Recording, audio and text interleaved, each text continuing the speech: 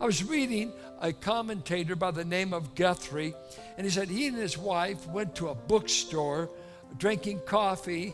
It was like a Barnes and Noble situation where they had all kinds of books.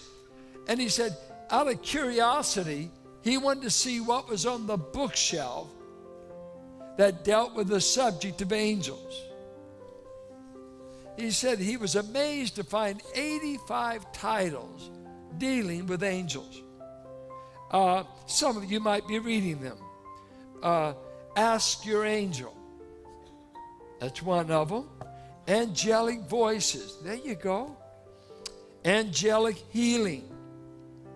Angel Magic. These are some of the titles.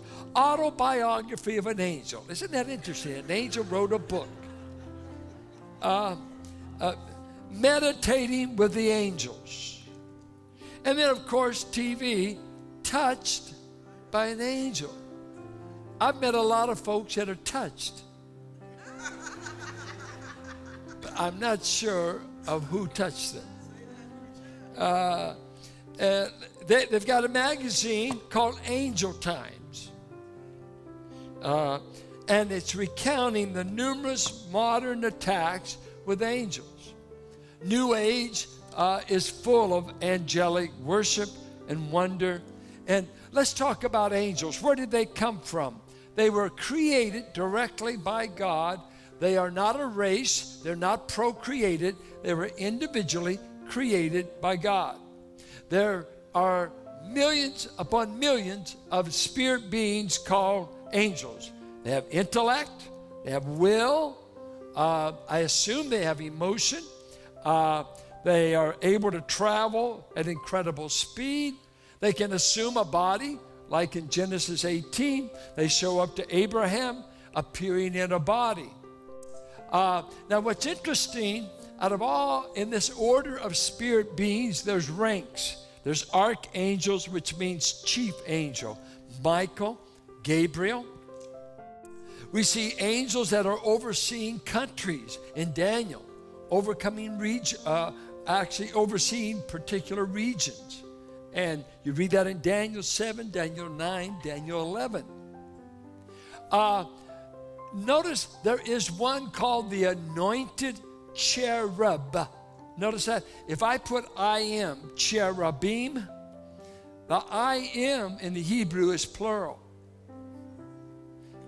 Isaiah saw seraphim, and there's cherubim, spirit beings. But this category, the anointed cherub, is only one of its kind, singular. And according to Isaiah 14, Ezekiel 28, Revelation 12, this anointed cherub was called Lucifer, the son of the morning. The highest order, the highest rank among angels, that even when Michael and Satan got in a battle over the body of Moses, whatever, I don't know what the whole battle, I think Satan wanted to maybe get them into idolatry, maybe to worship the body of Moses. But according to Jude, Michael and Satan engaged in warfare over the body of Moses. And Michael knew he was outranked and outpowered, so he said, not even Michael tried to wrestle with Satan, but said, the Lord rebuked thee. You remember that? Jude 9.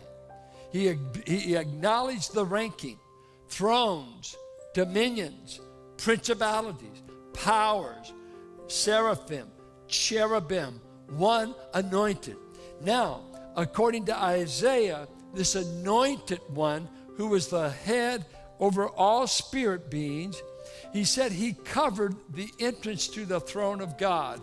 He was kind of like the chief of staff, as it were, for other spirit beings getting access to God. But according to Ezekiel, he trafficked. Uses that word traffic, kind of weird in King James. The idea is he began selling. He began merchandising. And what he began to merchandise was this idea: I ought to be able to get a promotion. I ought to be able to go up. I will put my throne above the throne of God. I will ascend. I will. I will. I want to go up. And he convinced 1/3 of the spirit world that he should. You see, the first sin wasn't selling cocaine. And it wasn't selling women. It was selling yourself. That you ought to run things. That you deserve a promotion. That you ought to go up. And 1/3 of the spirit world said, that sounds right. You should. And they followed Satan, and God cast them down. And in Scripture, we don't have time to develop it.